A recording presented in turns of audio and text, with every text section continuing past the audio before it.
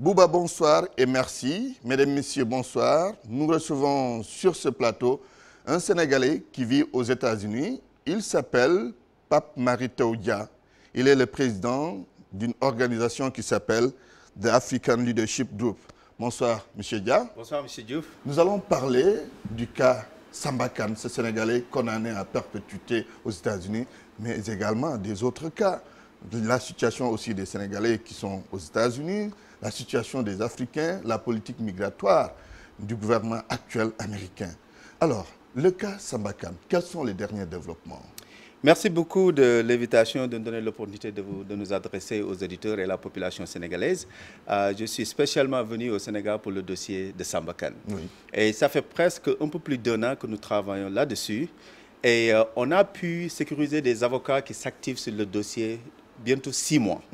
Et là où nous en sommes, je suis là pour essayer d'avoir l'opportunité d'obtenir une demande de transfert venant des autorités sénégalaises adressée aux autorités américaines pour qu'on puisse transférer Samba de l'État de Colorado au Sénégal. Il est condamné depuis 19 ans. Le dossier n'est pas très compliqué.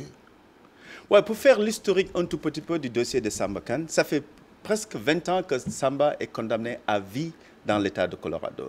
Il a été condamné parce qu'il avait commis ce qu'on appelle un crime passionnel. Il a trouvé l'amant de sa femme dans leur maison. Ils se sont battus et malheureusement, le Nigérien a rendu l'âme. Oui.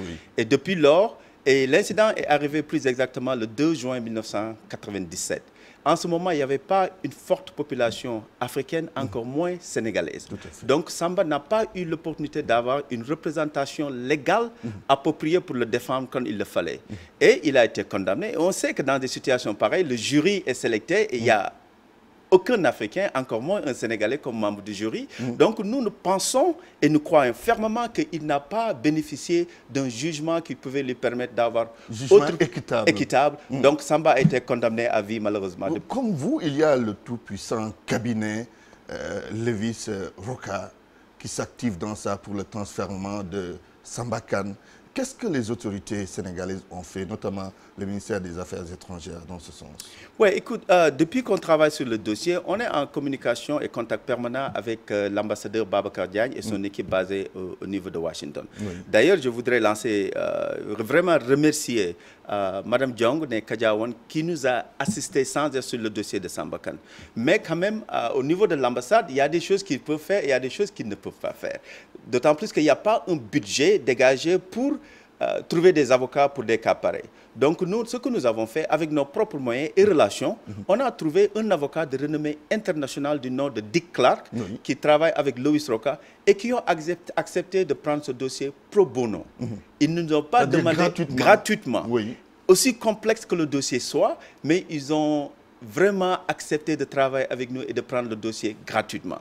Donc depuis lors, il y a eu des échanges entre le Lewis Roca Law Firm et les autorités sénégalaises. Donc là où nous en sommes, la seule chose dont ils ont besoin, parce que tout ce qui devait être fait au niveau de Colorado, ils l'ont fait.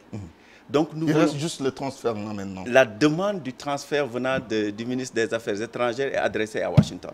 Très bien. Alors, vous avez espoir que cela va aboutir? On a de l'espoir, d'autant plus que là, on parle d'une question de survie. Question de survie, pourquoi? Parce que Samba a été transféré tout récemment dans une autre prison, là où sa vie est en danger permanent. Parce que là, il se retrouvait dans un milieu où il y a des gangsters. Il y a, à tout moment, on peut nous appeler pour nous annoncer que Samba a été victime de quelque chose. Donc, je me dis que quand on parle d'une question de survie, tout être humain est dans l'obligation de venir en aide de cette personne. À plus forte raison, nos autorités qui ont la possibilité d'écrire cette demande de transfert et adresser ça au niveau de Washington. Alors, il y a ce cas Samba Kane. Il y a d'autres cas là-bas comme celui-là? Il y en a. Écoute, depuis qu'on a commencé à travailler sur le dossier de Samba Kane, on ne cesse de recevoir des coups de fil. Je tiens encore une fois à préciser que le travail que nous sommes en train de faire concernant le dossier de Samba Kane, bien vrai que c'est moi qui ai l'opportunité de venir là s'adresser à la population sénégalaise, mais il y a toute une équipe. La communauté sénégalaise dans l'État de Colorado est soudée. On a nos concitoyens tout couleurs qui sont dans les montagnes, qui se sont imprégnés dans ce dossier. Donc je suis là pour représenter toute la communauté sénégalaise de Colorado. Et concernant les autres cas, Dans l'État de Colorado, tout récemment, on a 3 frères sénégalais, des jeunes, qui ont commis l'erreur grave de commettre des cambriolages. Et ils ont été arrêtés et condamnés. Là, ils prennent le risque de prendre... Avec de lourdes peines? De lourdes peines. Ils prennent le risque de prendre plus de 20 ans de prison. Bon, on s'active là-dessus. On a déjà sécurisé des avocats. Là, ce n'est pas pro bono. Avec nos moyens à bord, on essaie de subvenir à ses besoins financiers pour sécuriser ses avocats. En dehors de ce cas, il y a un autre cas où un jeune Sénégalais du nom de Ousmane Sarr est condamné à 50 ans de prison dans l'État de Texas. Tout simplement parce qu'il a commis l'erreur de commettre vol avec arme blanche. Il n'a pas tué personne, il n'a pas blessé personne. Je n'ai vu aucunement partout dans le monde où un crime pareil est condamné à 50 ans de prison parce qu'il n'a pas pu bénéficier d'une représentation légale. Ça fait 13 ans qu'il croupit en prison et actuellement, lui aussi, sa vie est en danger. Il a été hospitalisé tout récemment parce qu'il avait le bras cassé. Donc, avec tous ces cas, nous, petite organisation, on n'est pas représentant du gouvernement, on n'est pas diplomate, mais nous validons l'être humain en tant que tel. Donc, c'est pourquoi je suis venu dans l'obligation de venir au Sénégal. Parler de tous ces problèmes. Parler de tous ces problèmes. Parler de tous ces problèmes. Les problèmes des Sénégalais de façon générale, leur situation, globalement, elle est comment?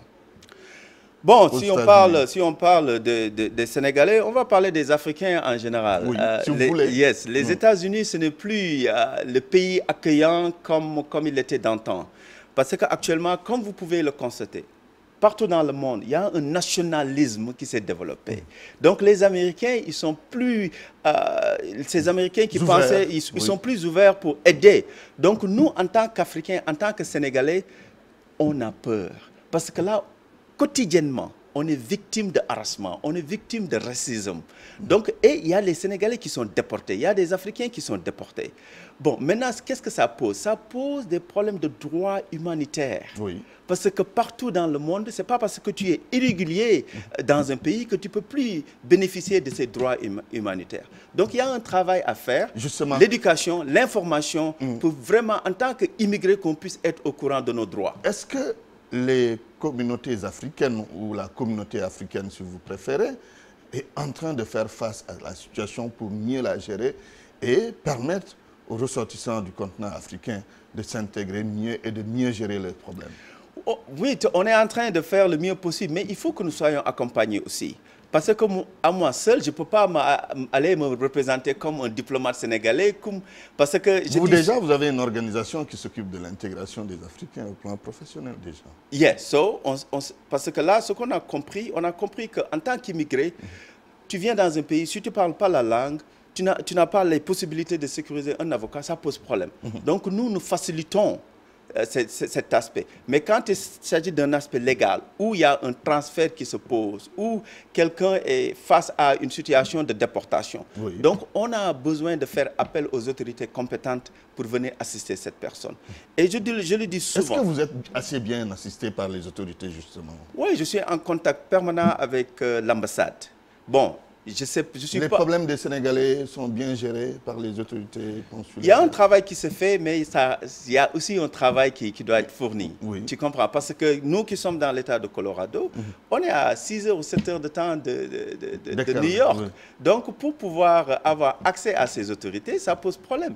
Et je le dis souvent, quand nos autorités viennent aux États-Unis, ils s'arrêtent au niveau de New York, ils s'arrêtent à Washington, mais ce n'est pas les États-Unis. Ce n'est pas les États-Unis. Là où nous sommes, on n'a pas un consul, encore moins un consul honoraire. Apparemment, vous n'êtes pas satisfait des autorités sénégalaises par rapport au travail qu'ils devaient faire concernant la communauté sénégalaise. Il y a du travail à fournir et nous attendons avec impatience la nomination des députés de la diaspora. Et on s'attend à ce que ces députés vraiment puissent être dans la diaspora, comme leur nom l'indique. Parce que tu ne peux pas être un député de la diaspora, être basé à Dakar et dire que je suis là pour servir les Sénégalais qui sont dans la diaspora. Qu'ils soient véritablement vos porte-parole. Qu'ils viennent de nous et qu'ils soient parmi nous. C'est très important. Parce que tu ne peux pas représenter le vécu d'une autre personne. Il faut vraiment qu'ils aient le vécu d'un immigré, qu'ils soient au courant des problèmes qu'on rencontre. Parce que c'est tout un processus. Tu ne peux pas être dans la diaspora et 1 an pour dire que tu as maîtrisé le problème des Sénégalais qui sont dans... Vivre là-bas longtemps. C'est très important pour avoir un vécu pour vraiment comprendre les réalités que nous rencontrons. Très bien. Alors, nous allons parler de la politique migratoire aux États-Unis avec les nouvelles autorités. Comment vous jugez cette nouvelle politique? Bon, vous savez, hein, Donald Trump est arrivé au pouvoir parce que, comme je l'ai dit, mentionné tantôt, avec le nationalisme qui s'est développé aux États-Unis. Donc, nous savons aussi que du temps du président Obama, il y avait ces mesures qui étaient là. Mais le président Obama ne les avait pas appliquées. Donc, le président Trump a battu campagne avec ces mesures pour dire qu'il va les appliquer. Donc, c'était des promesses électorales qu'il est en train d'appliquer. Maintenant, je veux revenir sur l'aspect du droit humanitaire. Parce que ce qui est en train de se passer, les enfants vont à l'école, de retour de l'école, les parents sont déportés. Parce que là, il y a une séparation familiale qui est en train de se poser. Et ça pose problème. Parce que ces enfants, qui vont assurer le survie aux États-Unis, qui vont poursuivre leur éducation. Mais il y a des choses, il n'y a que les parents qui peuvent le faire pour représenter leurs enfants proprement. Donc, encore une fois, nous, immigrés, nous, Sénégalais qui vivons aux États-Unis, on a peur et on s'inquiète. Et la situation risque d'être beaucoup plus compliquée, vous le craignez? Oui, parce que moi, je suis arrivé hier, mais dans le vol que j'avais pris, il y a 3 Sénégalais qui sont déportés. On a pris le même vol ensemble. Donc, quotidiennement, il y a des déportations qui s'effectuent. Est-ce qu'on en parle ici au Sénégal? On n'en parle pas. Mais c'est une réalité que nous vivons. Donc, il est grand temps que nous prenions des mesures et essayer aussi de développer ce nationalisme au niveau du Sénégal. Parce que l'immigration, ce n'est plus ce qu'il était comme avant. Il faut qu'on trouve les moyens pour inciter les jeunes à rester au pays. Parce que l'Amérique ne fait plus rêver. L'Amérique ne fait plus rêver, c'est la réalité. Nous qui sommes aux États-Unis, mais on est en train de voir comment on aurait la possibilité de retourner au pays et travailler. Donc là, vous y pensez actuellement? Effectivement, on y pense. Chaque jour, on y pense. Mais il faut aussi que l'État nous facilite ce retour. Il faut que l'État pose des pierres qui pourraient nous permettre d'avoir la possibilité d'investir et aussi de sécuriser nos investissements. Mais nous tous, tant que nous sommes, nous pensons au retour au bercail. Souvent, le gouvernement parle d'accompagner les Sénégalais qui sont peut-être à l'étranger et qui veulent revenir. Est-ce que vous n'avez pas senti cette politique du gouvernement? Comme je dis, ce sont des programmes qui ne peuvent pas être établis en un an ou durant un régime. Nous avons vécu aux États-Unis plus de 20 ans. On a pu acquérir tout ça pendant 20 ans.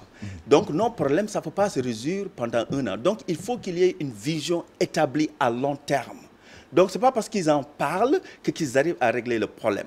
Ce sont de très bonnes initiatives, mais il faut un suivi quotidien. Je dis un suivi quotidien. Donc, nous attendons avec impatience la nomination des députés de la diaspora et aussi la possibilité de retourner au pays et contribuer au développement de notre pays que nous aimons tous. Très bien. Pape Mary Teuw Dia, nous sommes au terme de cet entretien.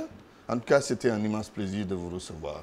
Monsieur Diouf, je vous remercie et je remercie tout le peuple sénégalais et tout le monde qui contribue pour la libération de Samba Kane puisqu'il puisse retrouver sa famille. Très bien. Je rappelle que vous êtes le président de African Leadership Group, une organisation basée aux États-Unis qui s'occupe de l'intégration des Africains au plan professionnel, entre autres. C'est fini, Bouba, pour ce soir. Excellente soirée à toutes et à tous.